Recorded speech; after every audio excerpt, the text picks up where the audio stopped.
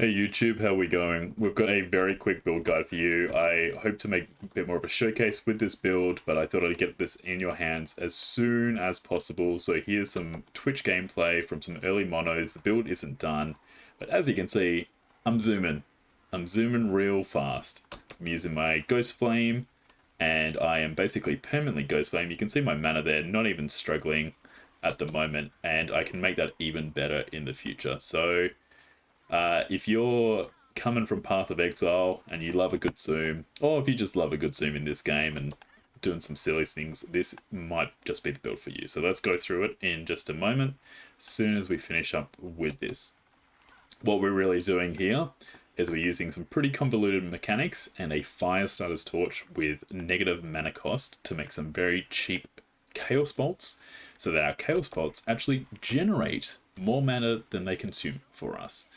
And that allows us to gain a whole heap of mana, and those Chaos Bolts can also cast Harvest, and then if you use the Life's Journey shield, you can make your Harvest inflict Spirit Plague and gain more mana that way, and so it's all a bit of a balancing act, but then you can permanently get some awesome Ghost Flame action, as you saw then, and run around with really fast movement speed and crazy defensives. Alright, how does it work? So, you cast Chthonic Fissure. Chthonic Fissure, I've got it set up for TP. You don't need to, but it's just kind of convenient that way. Chthonic Fissure, make it as cheap as possible at the moment, and that is going to spin out 60% of the time Chaos Bolts at 60% mana. Those Chaos Bolts, by default, Chaos Bolt will cost 10. I have a Fire Starter's Torch there, and you can see two lines of text. The first one is the Legendary, the -3 spell mana cost there, and then the bottom -4 for fire spell mana cost. Because our Chaos Bolts are fire, I get -7, which takes it down to 3.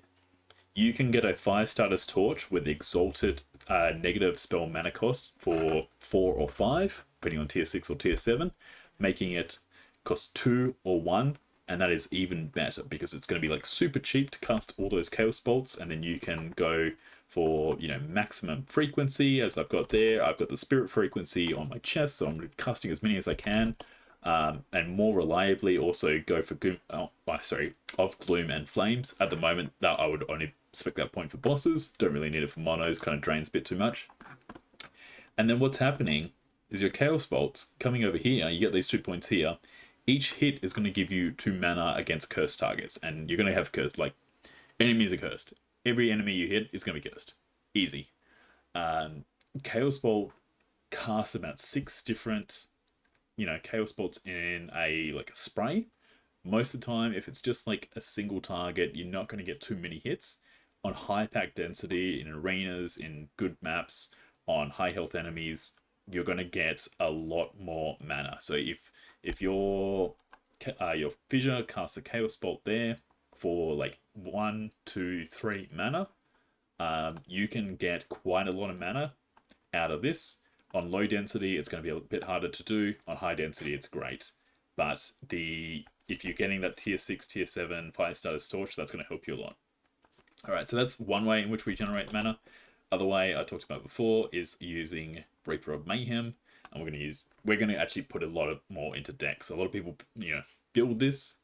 This build actually needs quite a high amount of decks. I recommend about 40 to 50 decks, just to make sure that it's going off all the time. Decks is great for the build. Why we're doing that is not for any reason in Harvest itself. It's because we're using a Life's Journey, and Life's Journey says you have the third line there. You have a 25 to 45% chance to inflict Spirit Plague on melee hit, and that means that your melee hits, your Harvest, can inflict Spirit Plague, and that's going to do a few things. One, you're going to get some nice global damage, you're going to get some nice ward, you're going to get some nice bleed chance, which is really good. The most important one is the mana on kill. That mana on kill extends to anything that Spirit Plague does, or all the bleeds it does. Unfortunately, I am using Hubris that you may have noticed in my gear at the moment. That doesn't get converted. That's a bit of a bug at the moment, so you're not benefiting on all the Ignite chance. This is an Ignite build, by the way. I think this is the first time I'm saying that. But this is another way in which we're keeping our mana, so that we can keep Ghost Flaming. And you can see my channel cost there is 10 at the moment. that's still pretty spicy. If I were to just hold it down like this, you could see that I'm going to quickly run out. So, and I also need to pay the cost of the Chthonic Fissure, 26 at the moment. So if I'm just doing that, I'm going to quickly, you know, run out of mana and not really able to recoup it. But with those methods I've just talked about, that's going to help out a lot. As for Ghost Flame, why we want to do this thing is basically this node over here allows us to channel Ghost Flame and move, similar to like Warpath or something like that. It does increase the cost of it, but we're going to reduce the cost over here. You get 20% added move speed, and you can spec additional points for an extra 30%. So you can be zooming. Not only that, but when you cast this, you can't get stunned, and you can move through enemies. It's so nice. You just move straight through enemies. You don't even worry about anything.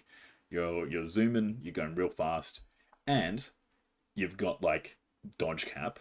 At the moment, I got pretty low, and I'm still hitting 70%. If I had a lot more intelligence, you can see I've got 45 there.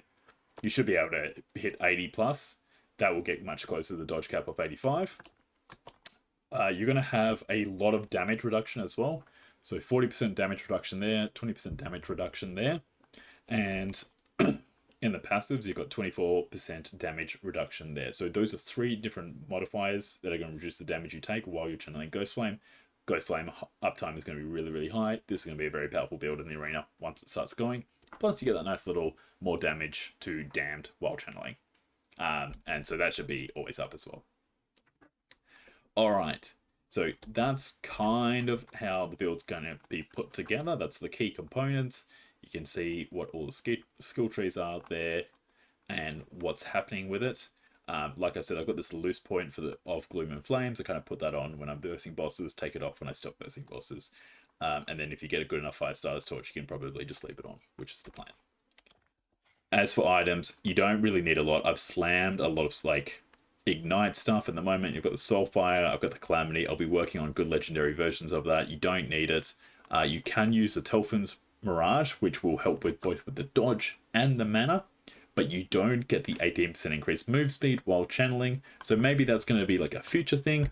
In the meantime, Blood of the Exile gives you both dexterity, intelligence, and a huge amount of move speed. That's probably a really good approach as well. So depending on what gear you have, other gear to go through, I just have like int, dex, LE damage over time, things that you would expect. I like getting points in Ghost Flame as well, because Ghost Flame can do a lot of really cool things. I'm going to put a plan in with this video so you can see where I'm headed and what I'm thinking about, but that is not what I'm going for at the moment. And the last thing I should probably point out is we do want to try and hit some mana efficiency with Ghost Flame idols. If we can probably get about 2 like really good ones, I think that would be enough.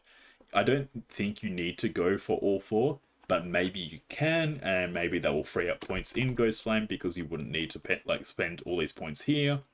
And you can do more. One thing to note is the reason why I'm just going to Crepify it, because this may get asked, is because it gives it the curse tag, and then I get more curse cast speed because it's a curse ability, and that just like helps the transition out of like the Chthonic Fissure into Ghost Flame, so I don't like Chthonic Fissure into a pack of monsters and get stunned and die as I'm like milliseconds away from pressing Ghost Flame. If that makes sense. Here's the passives that I've got at the moment. No, nothing in Necromancer. Lich will probably have some points in there. Warlock, most part. I'm going to get rid of these points. I'm going to put them here. I'm going to put them here and just go rest for the int, and then probably get some more points here and work it out. I'll let you guys figure that out at the moment. But I think that this is kind of where I'm headed. All right. I think I've covered everything. Blessings. My blessings are not in order, but you would probably want some bleed and some ignite on chance there as your best, and then just go for the resistances. All right. Thanks, guys. Till next time.